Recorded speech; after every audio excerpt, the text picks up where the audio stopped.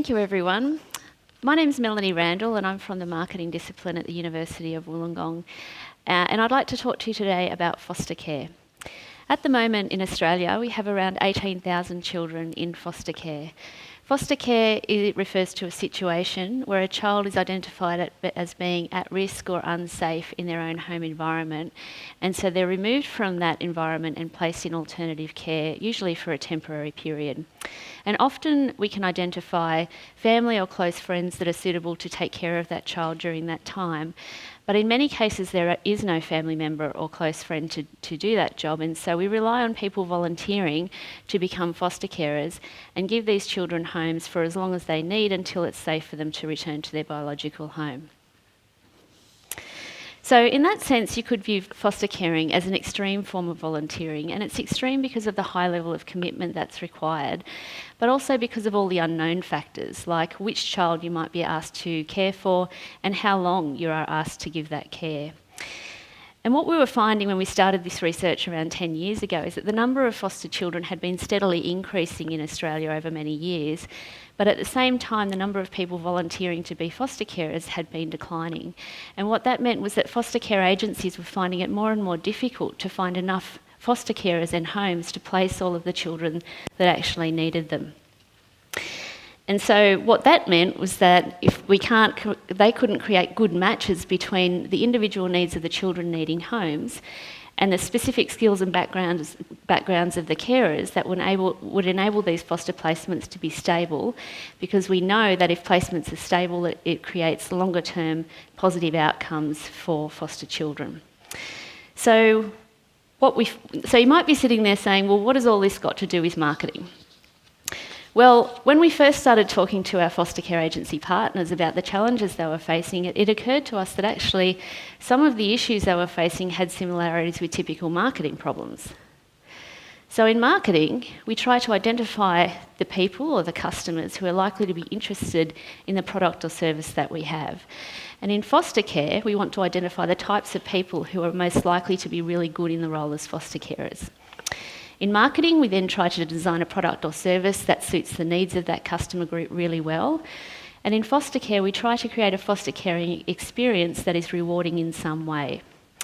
In marketing, we develop marketing communication campaigns, which often involve ads that are meaningful and motivating to the particular customer group that we're trying to reach.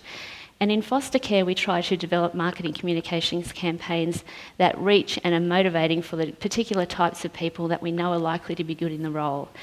And finally, in marketing, we talk about customer loyalty, which refers to customers not only purchasing our product or service once, but coming back again and again to keep purchasing that product or service. And in foster care, it's about not just having people volunteer to become foster carers, but to actually continue in that role for as long as possible. So we went around designing a program of research that might try to answer some of these questions, because at the time we didn't have answers to these questions.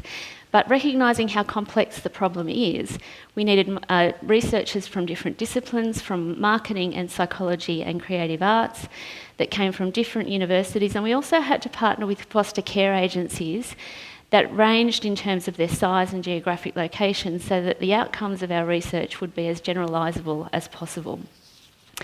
And I wanted to actually share some of our key findings with you today. So first, we're interested in knowing what types of people make exceptional foster carers. And it turns out that there is no distinct socio-demographic profile of these people. They're not men or women, they're not old or young, they're not high or low income, and they don't come from particular areas. What makes really good foster carers stand out is actually their psychological characteristics.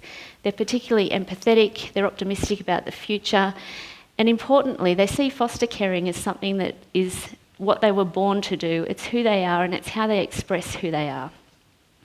We also wanted to understand among the general population what is the level of interest and knowledge about foster caring, and what are the barriers that stop some people from volunteering to be foster carers.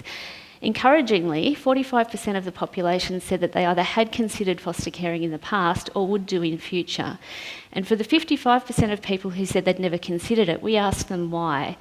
And 3 of the top 5 reasons people gave were: I don't know anything about foster caring, the opportunity never arose, and no one ever asked me to.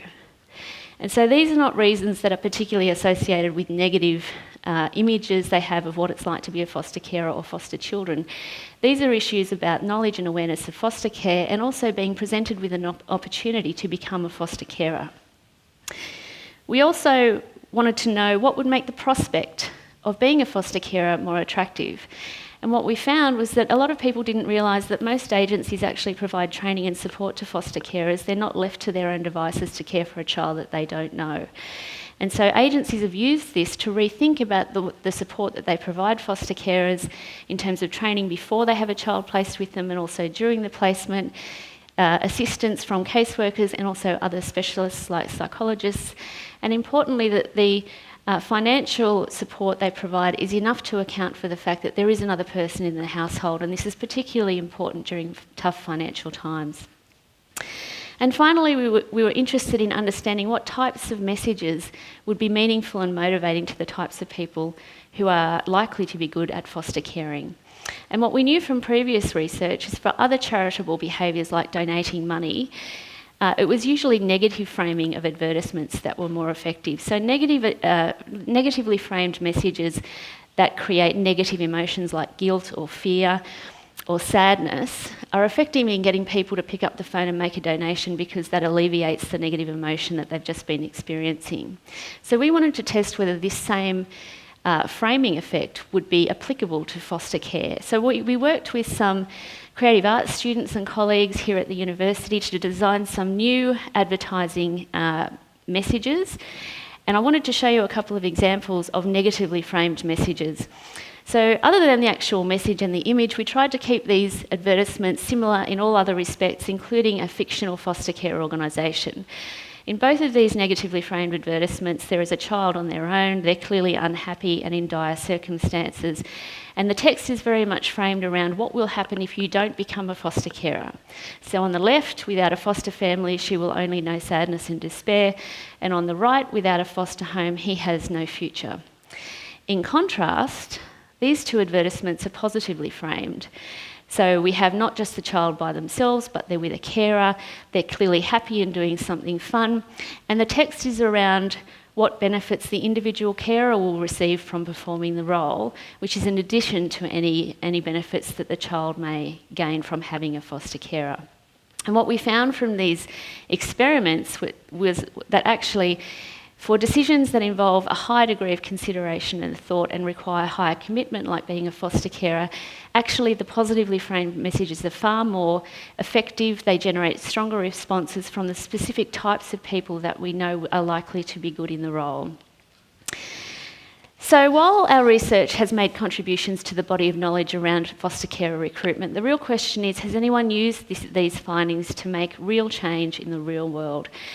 And the answer is that we know from working with our foster care partners that what it's done is created a paradigm shift in the way people think about foster carer recruitment. Marketing used to be almost a dirty word in the non-profit sector, and people were very sceptical about the extent to which it belonged in the non-profit sector rather than just the commercial sector, which is where it originated. But now people in non-profit organisations are actually embracing marketing concepts and realise that they can actually help to achieve social objectives. And the other thing that we've noticed is that we've dispelled some of the myths around foster caring and the reasons why people do or don't become foster carers. And the fact that actually, as well as obviously wanting to help people who are in need, foster carers actually get a lot of benefits themselves in terms of being satisfied in their role and also finding it very enjoyable. We know from our partners that a number of them have significantly increased the number of foster carers that they have since we started our research almost 10 years ago, in some cases by over 900%. And so in that respect, there has been a real difference. And the difference hasn't just been here in Australia. We also know that policymakers and foster care agencies in other countries like the US and the UK that have similar foster care systems to ours have also used our research findings. Importantly, our research findings are also being taught by educators in some of the world-leading universities in the UK and the US particularly again. And they're educating the new cohort of social workers who is graduating now to become foster care managers, and they have an appreciation of the value of using marketing techniques and also how to use them in a way that makes more efficient use of the very limited marketing dollars. But really, at the end of the day, the value of our research and the benefits that it's producing are to foster children themselves, who are often some of our most vulnerable, the most vulnerable people in our population. And I think that this research is a demonstration of what can be achieved if we're open to new perspectives and we work with different disciplines to solve some of the really complex problems that we're experiencing, not just here in Australia, but also in many societies around the world. Thank you.